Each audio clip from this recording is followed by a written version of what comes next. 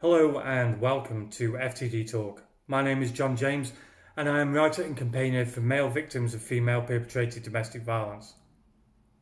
Although my campaigning has been male victim v female perpetrator, when I created FTD Talk, I wanted to support all male victims, no matter what their sexual orientation. Today we talk to Jeffrey, a male victim of a male perpetrator. Jeffrey's story is harrowing, to say the least. I find him very, very brave to say what he has said during this interview. I find all male victims who come out and speak about what has happened to them brave. But this is something else. See what I mean? This is Jeffrey. This is his story. Well, hello, Jeffrey, and welcome to FTD Talk. And I think the best way to start this is right at the beginning. So in your own words, if you could you describe what happened? Yes. I was out at a bar drinking one night and with some friends, and a guy bought me a drink, and this was years ago, and I didn't really think at the time about not taking drinks from people I didn't know. And he must have put something in the drink, because after I drank part of it, I literally blacked out for the rest. Like, I don't remember the rest of the night until the morning. And I woke up at this guy's apartment, and he was starting to have sex with me without a condom. And I told him, that he needed to put a condom on. And he said, well, I effed you last night all night, and, you didn't tell me to put one on. And I'm like, well, I don't even remember having sex with you last night. And he was like, well, you were pretty out of it. And, I got really upset and left. And, it was a situation where, for a long time, because back in the day, I quit drinking 13 years ago, but, I didn't, when you go out and drink with friends, you obviously feel, you do things the next morning, you're like, oh, I wish I had done that, but you actually remember doing it. And in this situation, at first I just kind of wrote it off and blamed myself, because I shouldn't have been out drinking, it was my fault. And I actually didn't even process it as an assault at the time, to be honest. I was just kind of embarrassed, and but what was kind of scary about the situation too is, then the guy called me up like a week and a half later and was like, hey, I just found out that my partner was cheating on me, my ex, and he was HIV positive, and I found out I was positive, and I just wanted to tell you should probably go get tested. And I don't believe that he just found that out. You know what I'm saying? Like, I think the way he did it, that he kind of knew that already. And thankfully it was fine. But, it was really after watching a lot of Law and Order SVU, and them having a lot of complicated cases where, women had been in similar situations where they'd been drinking and hadn't given consent. I realized, like, oh, that was an assault. But I've kind of always minimized it, because I know people who have been assaulted, and physically and sexually, when they weren't drinking, and it was a very violent situation. And so I always felt like weird comparing what happened to me to an assault. But I have come to understand that, obviously, if you can't give consent, or you're not giving consent, and somebody has sex with you, that is an assault. Well, can you tell me why you use the word assault? Because technically, that is rape. Yeah, it is. Is there a reason why you use the word assault rather than the rape word?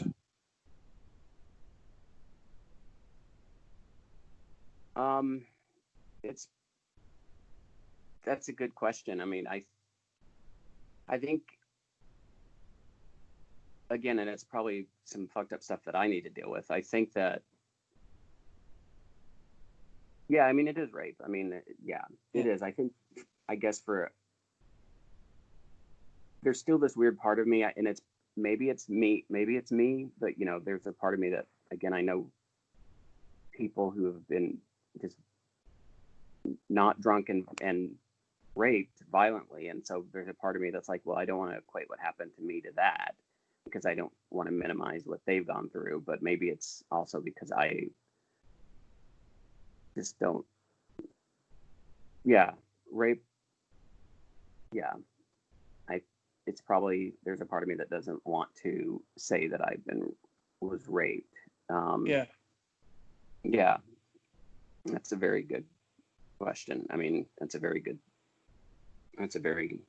question. Because there's no difference between what happened to you and what happens to somebody who isn't drunk.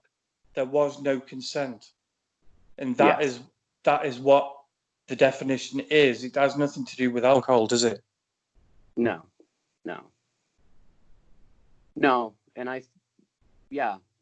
and it's, yeah, you're absolutely right on that. So I need to kind of quit equivocating it by trying to compare it to, it wasn't this or that, because not giving consent, it is rape. Yeah, I never thought about why I used that word.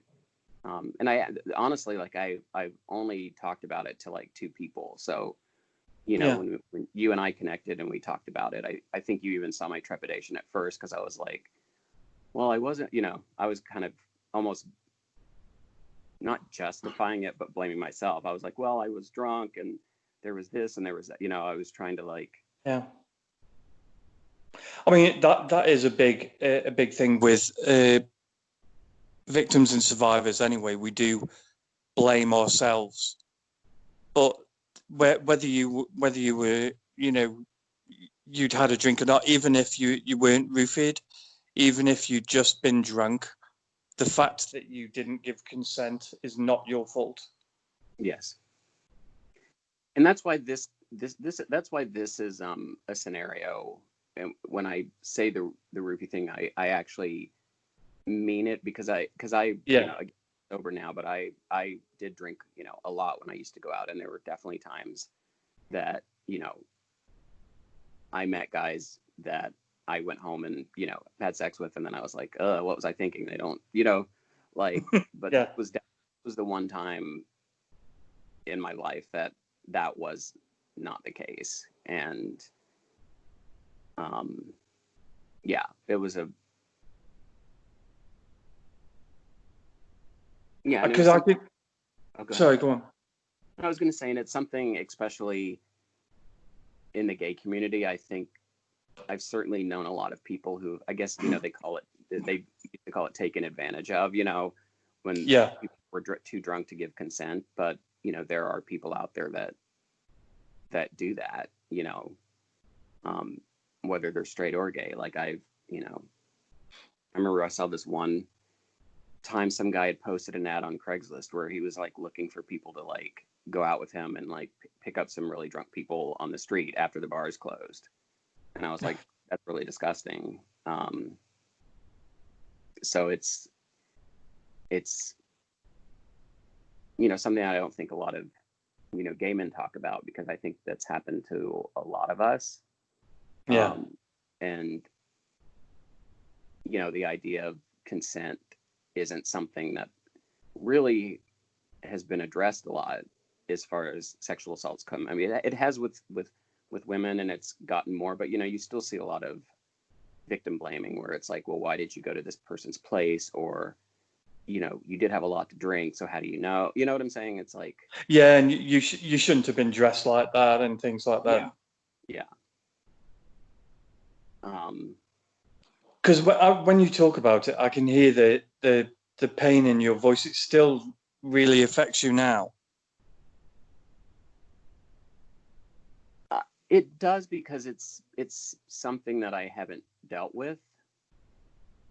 You know what I'm saying? Like, I don't. Yeah.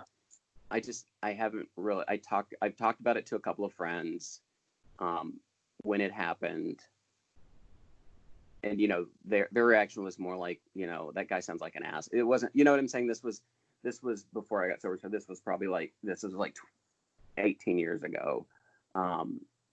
So I think Did they play it down by doing that then? Yeah. Yeah. Yeah, they did. And it was kind of it was a situation where, the friends that I told were the friends that knew that I would go out and drink a lot. So, they never blamed me. They were just like that guy sounds like an asshole. And, Yeah. I don't think the idea of consent and being able to give consent was being talked about like it's being talked about today. So, it's something that it was a different time. And so, yeah, I think the pain in my voice is because I'm talking about it publicly, which I haven't done before. Yeah. And have only, and again, I'm still processing a lot of it. Because I absolutely know, like, not to quote Law and Order, but if it was Olivia Benson talking to me, she would say, "You didn't give consent.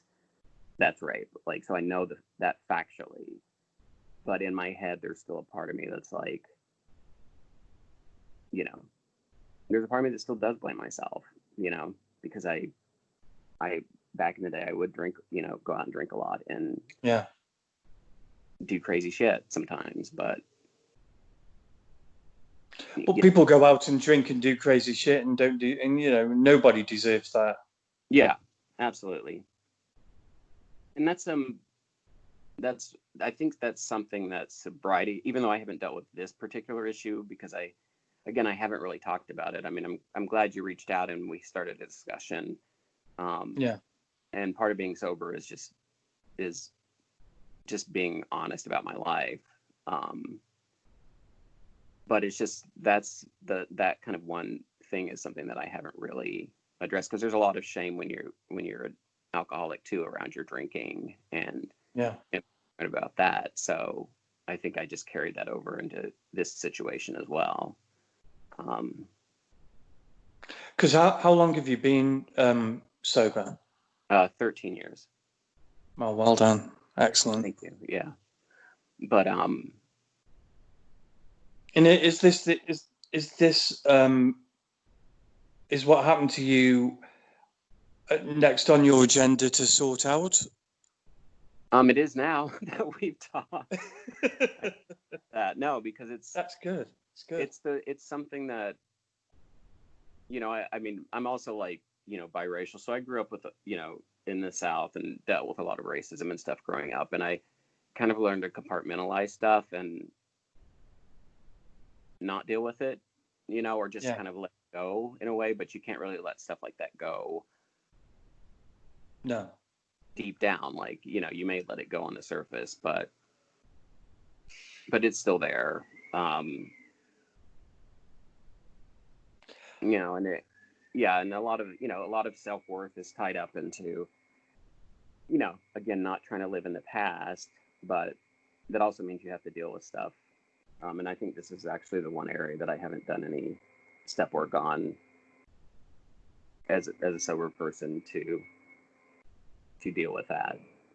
Yeah, I think part of getting past things, whether it be domestic violence or what you went through, I think it's ownership.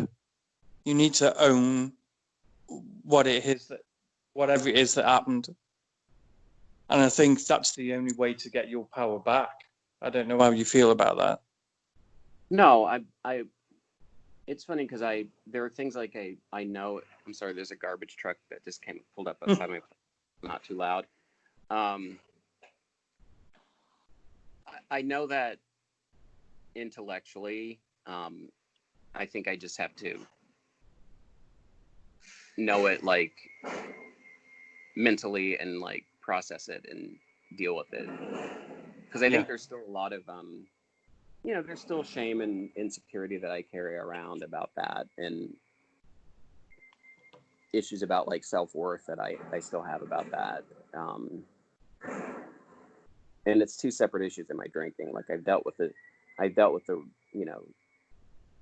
the wreckage, I guess as they call it, of my drinking and made amends for that stuff. But this is something I haven't really dove into and given my, I'm acknowledging it now, and I've acknowledged it to myself, but I haven't really kind of done the work to kind of forgive myself for it. What was the self-blame? Was that the reason that you didn't go to the police? Yeah, because I did well, and I honestly like the time of that, 18 years ago or 15 years ago, it even alcoholism was treated differently, and I don't think that we were having discussions about consent back then. So even when I woke up the next morning and he was trying to have sex with me, I was just like, what are you doing? You know what I'm saying? Like I didn't process that as a rape or an assault. Like I processed that as like, fuck, this guy took advantage when I was drunk. But that's a different kind of step from thinking it's rape when it's just happened to you. Yeah. And I definitely didn't want to think of it as rape, because I've certainly been the type of person that always, if somebody had tried to rape me, I would have fought. You know what? I know, like if I quit drinking, I would have been trying to fight back. And so I think that because that happened when I wasn't able to give consent, and even though I woke up and he was trying to do it again, I was like, well, I obviously got to this guy's place, and somehow, like, if I hadn't been drinking, this wouldn't have happened. So I just, I didn't process it as a rape at the time. Yeah. And how has that affected relationships with other people now?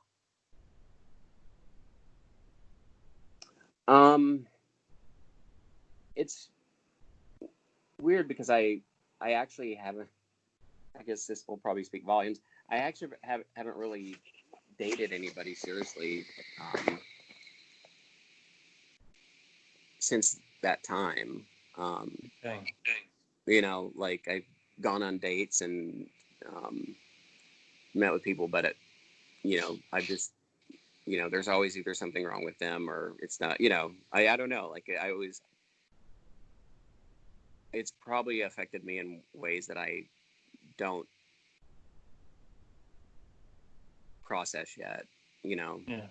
It's a tough thing because and I'm just being honest. Like I still compare. It's like, well, this wasn't like I'm still equivocating what happened to me as if it wasn't a rape. And I need to stop doing that so I can process it and move on. Is this the first time you've kind of acknowledged that and moved outside of the assault? Yeah. Yes. Yeah. Yes. I mean, I was realizing, when I, again, from just seeing stories and hearing stories and, of people who were intoxicated, and it's like, well, you still didn't give consent. Like I realized that was a rape, but I've been calling it an assault because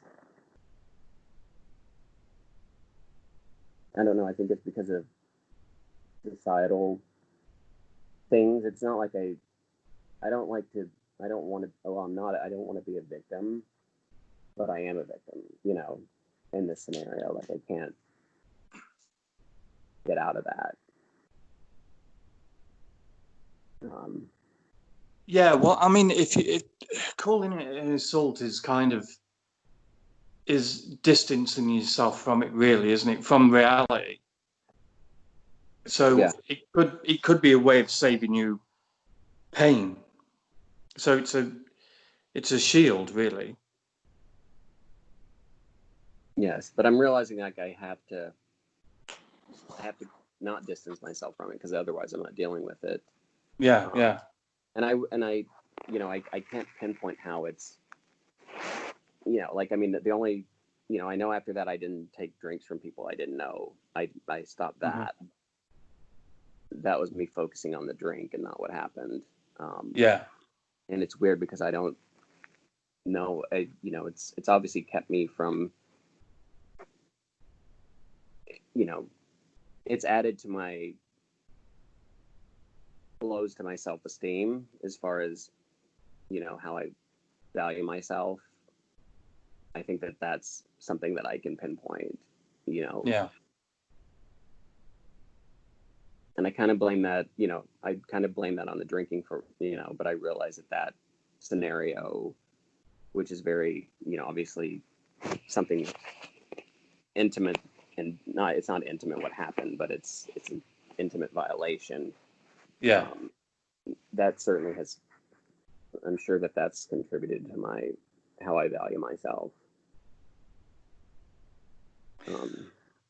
What do you see as the way forward now? Well,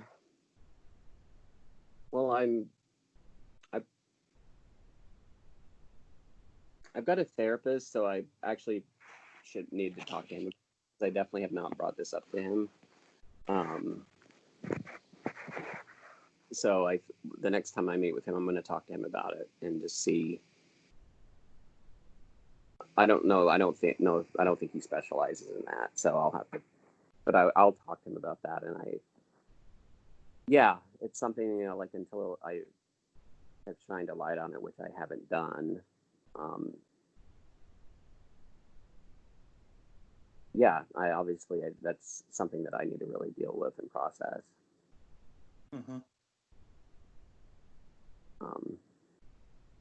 So Why did you feel talking to me? Why did you feel now was the right time to speak out about it? I've just been, you know,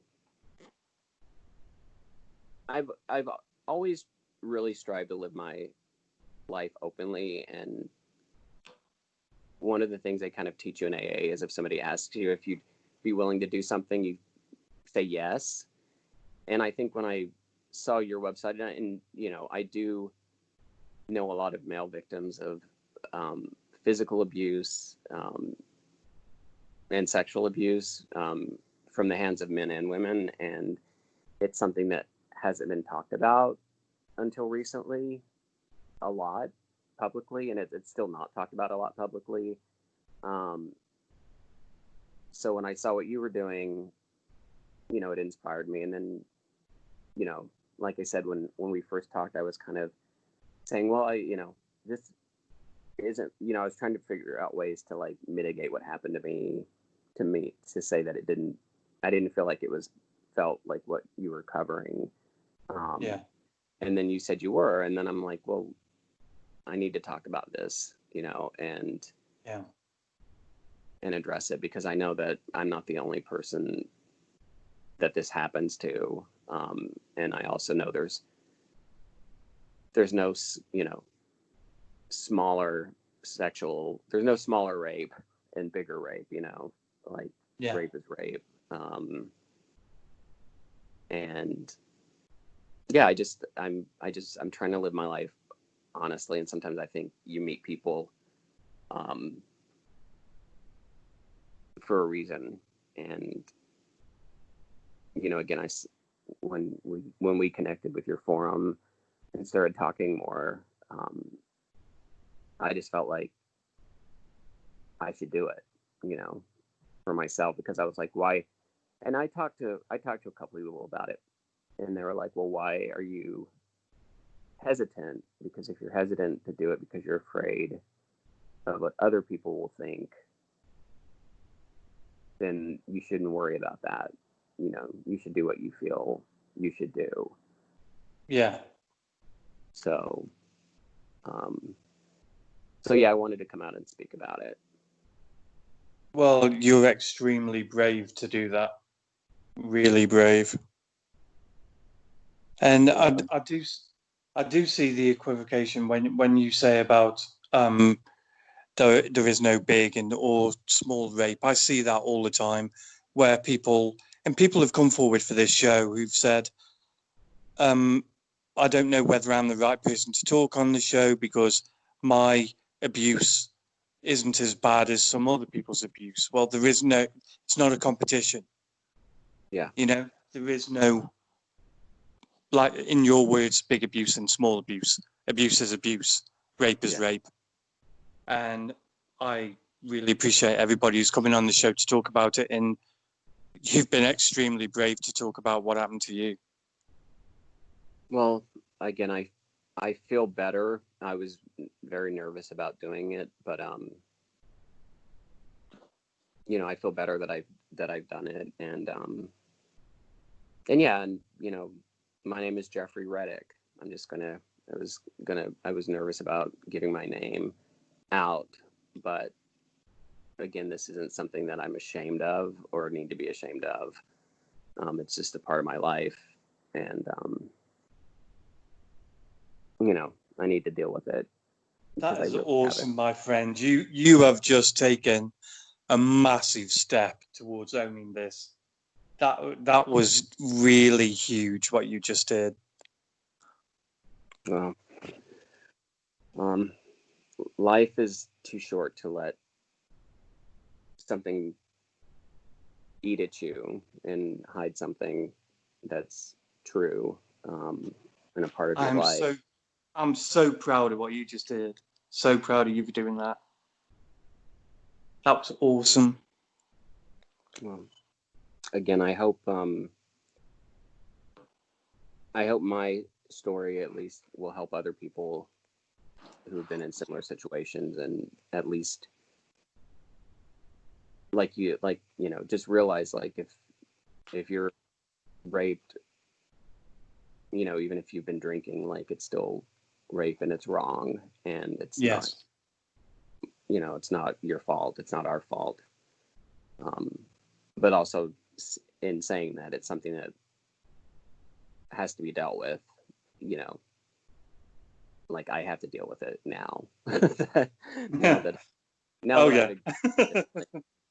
Yeah, I have to actually take the steps of actually processing what happened and dealing with it. So I actually thank you for doing that, for us connecting and you talking to me. Yeah, because again, you saw how I was when we first started talking. I was like, well, I don't think this is as bad as yeah. And I think we all go through that. We do. We all play it down and blame ourselves, and it's a way to deal with it, really. And it's productive in the beginning, but in the end, we still have to deal with it. Yeah, you're shielding yourself by minimizing it and it off, but then it's still there. And there's a lot of unpacking to do on how it's affected my relationship since then, because I haven't really had like serious relationships since then. So I think that probably speaks for itself.